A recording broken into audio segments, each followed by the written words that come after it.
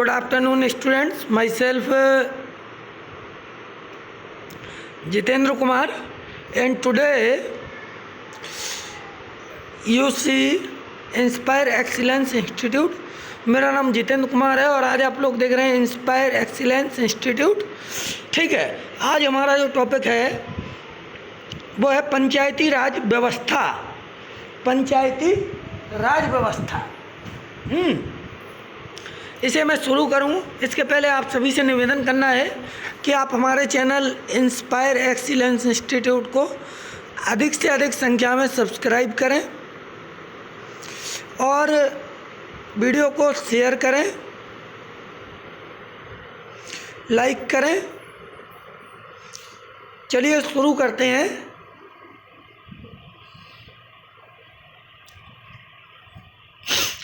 बात करते हैं पंचायती राज व्यवस्था की। पंचायती राज्य सूची के विषय होते हैं, इनका केंद्र की सरकार से कोई लेना देना नहीं होता है। ठीक है, जितना भी पंचायती राज व्यवस्था है वो राज्य सूची का विषय है, उसमें परिवर्तन करने का हक सिर्फ राज्य सरकारों को होता है। संविधान के 73वें संविधान संशोधन जो कि 11वीं अनुसूची में हुआ, उसमें इसको जोड़ा गया पंचायती राज व्यवस्था को। 73वें संविधान संशोधन में इसको जोड़ा गया है पंचायती राज व्यवस्था को। ठीक है, इसमें पंचायत चुनाव कराने का निर्णय अगर कोई ले सकता है तो वो राज्य सरकार ले सकती है। और ये 11वीं सूची में वर्णित है। आगे बढ़ते हैं। संविधान, अगला क्वेश्चन जो है वो है संविधान की 11वीं अनुसूची में पंचायतों के लिए कुल कितने विषय निर्धारित किए जा सकते हैं? तो कुल 29 ऐसे विषय हैं जो संविधान की 11वीं अनुसूची में पंचायतों के लिए निर्धारित है। पंचायतों को संवैधानिक दर्जा अनुच्छेद 243 के अंतर्गत दिया गया है और जो पंचायतों को संवैधानिक दर्जा मिला है उसको संवैधानिक दर्जा दिलाने की या संवैधानिक दर्जा प्रदान करने की संस्तुति संविधान सभा या संसद से एल.एम. सिंघवी समिति एक थी, एल.एम. सिंघवी समिति, उसने किया था। मैं इसके समितियाँ जब पढ़ाऊँगा तो आपको बताऊँगा। ठीक है, इसने किया था। आगे बढ़ते हैं। राष्ट्रीय पंचायती राज दिवस 24 अप्रैल को मनाया जाता है। पंचायती राज दिवस कब मनाया जाता है? 24 अप्रैल को। भारत में सर्वप्रथम पंचायती राज व्यवस्था का शुभारंभ 2 अक्टूबर 1959 को कहाँ किया गया था? राजस्थान के नागौर जिले से इसका शुभारंभ किया गया था पंचायती राज व्यवस्था का। आगे बढ़े। नेक्स्ट जो क्वेश्चन है वो है त्रिस्तरीय पंचायती राज व्यवस्था स्थापित करने की जो अनुशंसा या संस्तुति किस समिति ने की थी? तो बलवंत राय समिति या बलवंत राय मेहता समिति थी, जो 1957 में बनाई गई थी। बलवंत राय मेहता समिति, इस समिति ने त्रिस्तरीय पंचायत राज व्यवस्था लागू करने की संस्तुति की थी। इसके अलावा एक और समिति थी, अशोक मेहता समिति। ये समिति 1977 में बनाई गई थी। 57 के 20 साल बाद 1977 में अशोक मेहता समिति बनाई गई थी और इस समिति ने द्विस्तरीय पंचायत राज व्यवस्था को लागू करने की सिफारिश की थी। 57 में बलवंत राय मेहता समिति बनाई गई, इसने त्रिस्तरीय पंचायत राज व्यवस्था को लागू करने की बात की। और अशोक मेहता समिति 1977 में बनाई गई, इसने द्विस्तरीय पंचायती राज व्यवस्था को लागू करने की संस्तुति की। ठीक है, 73वें संविधान संशोधन में ही 73वें संविधान संशोधन में ही पंचायती राज संस्थाओं को संवैधानिक दर्जा दिया गया। इसके अलावा पंचायतों और नगर पालिकाओं के संबंध में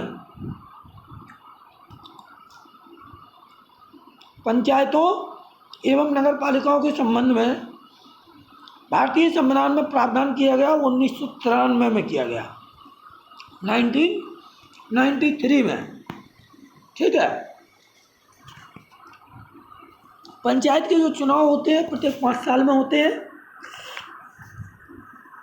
आगे हम बढ़े तो पंचायती राज को के संशोधन के द्वारा स्वशासन की इकाई के रूप में संगठित किया गया। तो 73वें संविधान संशोधन द्वारा पंचायती राज को स्वशासन की इकाई के रूप में संगठित किया गया। आगे बढ़ें तो हम देखते हैं पंचायती राज व्यवस्था से संबंधित कुछ समितियां जिनकी हम चर्चा पहले कर चुके हैं।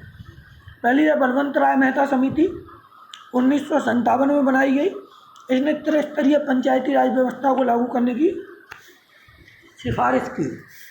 दूसरी अशोक मेहता समिति, 1977 में बनाई गई। इसने द्विस्तरीय पंचायत राज व्यवस्था लागू करने की सिफारिश की। तीसरी है जीवी के राव समिति, ये 1985 में 1985 में बनाई गई। ठीक है।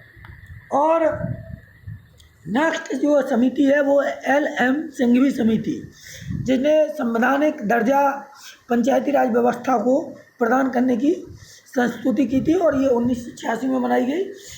अगली जो पांचवी समिति थी वो संधानम समिति 1962 में बनाई गई थी। मतलब अशोक मेहता समिति के पहले। सादिक अली समिति भी अशोक मेहता समिति के पहले बनाई गई थी 1964 में। तो ये सारी समितियां हैं, 6 समिति जो पंचायती राज व्यवस्था से संबंधित है। अब हम आगे बात करें तो पंचायत समिति एवं जिला समिति या जिला परिषद को कर आरोपण की शक्ति प्रदान की गई है। वो 3 स्टेट में ही प्रदान की गई। पहला स्टेट है गुजरात और दूसरा महाराष्ट्र और तीसरा राजस्थान। यहाँ पर करारोपण की शक्ति पंचायत व्यवस्था को प्रदान है। ब्लॉक स्तर पर पंचायत समिति का जो स्वरूप है वो प्रशासनिक स्वरूप होता है या प्रशासनिक प्राधिकरण है, वो एडमिनिस्ट्रेटिव अथॉरिटी बोल सकते हैं। पंचायती राज व्यवस्था का लक्ष्य जो है वो क्या क्या है मुख्य रूप से? तो पंचायती राज व्यवस्था के पहला लक्ष्य है ग्रामवासियों में शक्ति का विकेंद्रीकरण करना, यानी पावर का सेंट्रलाइजेशन करना। दूसरा जो लक्ष्य है वो है लोगों की विकास मूलक प्रशासन में भागीदारी करना। तीसरा जो लक्ष्य है पंचायत राज व्यवस्था का वो है लोकतांत्रिक विकेंद्रीकरण को प्रोत्साहित करना। लोकतांत्रिक विकेंद्रीकरण को प्रोत्साहित करना, ये लक्ष्य है। इसके अलावा अब हम आरक्षण की बात कर लें। पंचायतों में महिलाओं के लिए, SC ST के लिए आरक्षण की व्यवस्था है, लेकिन पिछड़े वर्गों को या OBC वर्ग को आरक्षण देने का प्रावधान करने के लिए राज्यों को शक्तियां दी गई हैं कि वो अपने विधानमंडलों से प्रस्ताव पारित करा करके OBC को पंचायत में आरक्षण दे सकते हैं। उत्तर प्रदेश में OBC को पंचायत में आरक्षण है। ठीक है, आगे बढ़ें। एक स्तरीय पंचायती राज व्यवस्था किन किन राज्यों में है? तो एक स्तरीय पंचायत राज व्यवस्था केरल में है, जम्मू कश्मीर में है, त्रिपुरा में है, मणिपुर में और सिक्किम में। ये ऐसे राज्य हैं जहाँ पर सिर्फ ग्राम पंचायत व्यवस्था लागू है, एक स्तरीय पंचायत राज व्यवस्था लागू है। कुछ ऐसे राज्य भी हैं जहाँ पर द्विस्तरीय पंचायत राज व्यवस्था लागू है और ग्राम पंचायत के अलावा ग्राम पंचायत की समितियाँ भी कार्य करती हैं, जैसे असम, उड़ीसा, मध्य प्रदेश, कर्नाटक और हरियाणा। यहाँ पर ग्राम पंचायत और पंचायत समितियाँ द्विस्तरीय पंचायती राज व्यवस्था लागू है। आगे बढ़ें। कुछ स्टेट ऐसे भी हैं जहाँ पर त्रिस्तरीय पंचायत राज व्यवस्था है, जैसे और यहाँ पर ग्राम पंचायत और पंचायत समिति के अलावा जिला परिषद भी कार्य करती है। यहाँ उत्तर प्रदेश, बिहार, महाराष्ट्र, आंध्र प्रदेश, हिमाचल, पंजाब, गुजरात, तमिलनाडु और राजस्थान। ये ऐसे राज्य हैं जहाँ पर 3 स्तरीय पंचायत राज व्यवस्था लागू है। पश्चिम बंगाल इकलौता ऐसा राज्य है जहाँ पर 4 स्तरीय पंचायती राज व्यवस्था लागू है।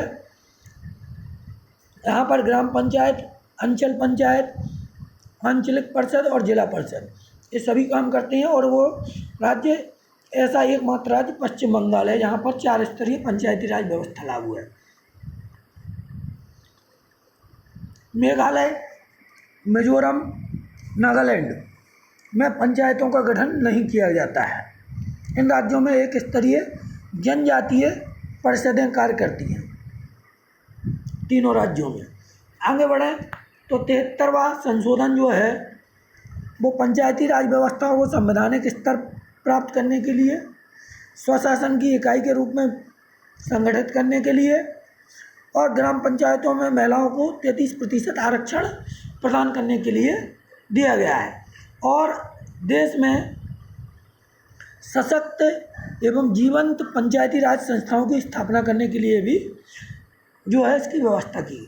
उत्तर प्रदेश में अगर हम बात करें तो पंचायती राज व्यवस्था में महिलाओं के लिए कुल सीटों का 1/3 सीटें आरक्षित हैं। अरुणाचल प्रदेश में एससी अनुसूचित जातियों के लिए कोई प्रावधान नहीं है आरक्षण का, अरुणाचल में। इसके अलावा पंचायतों में अल्पसंख्यकों के लिए आरक्षण का प्रावधान है तो एकमात्र राज्य में है वो आंध्र प्रदेश है। नगर पालिका की स्थापना 74वें संविधान संशोधन अधिनियम के अंतर्गत की गई। राज्य वित्त आयोग का गठन अनुच्छेद 243 का के अंतर्गत किया गया। और अगला है पंचायत राज से संबंधित और भी कुछ समितियां हैं जो गठित की गई। पहली समिति है टास्क फोर्स या कार्यदल समिति। इसको पंचायत राज संस्थाओं के अधिकारों और कार्यों के हस्तांतरण के लिए बनाया गया था 2001 में और इसके अध्यक्ष बने थे ललित माथुर। ठीक है। अगली जो समिति है वो निम्न स्तर पर नियोजन के लिए गठित विशेष समूह था और अध्यक्ष इसके बी रामचंद्रन थे। ये 2005 में बनी थी। जिला स्तर पर नियोजन और नियमावली तैयार करने के लिए कार्यदल बनाया गया। इसके अध्यक्ष श्रीमती राजबंत संधू थी। 2008 में ये बनाया गया। DRDA की स्थापना की गई 2010 में और इसकी भी अध्यक्ष बी रामचंद्रन थी। ठीक है। मणिशंकर अय्यर के अध्यक्षता में 2012 में एक समिति गठित की गई। ठीक है। आम वस्तुओं और सेवाओं की कुशल आपूर्ति के लिए पंचायतों की, ये 2012 में। साथियों ये मतलब पंचायती राज व्यवस्था से संबंधित महत्वपूर्ण वीडियो था। अगर ये वीडियो आप सभी को अच्छा लगा हो तो हमारे चैनल इंस्पायर एक्सीलेंस इंस्टीट्यूट को अधिक से अधिक संख्या में सब्सक्राइब कीजिए और वीडियो को शेयर कीजिए, लाइक कीजिए। Thank you for watching this video.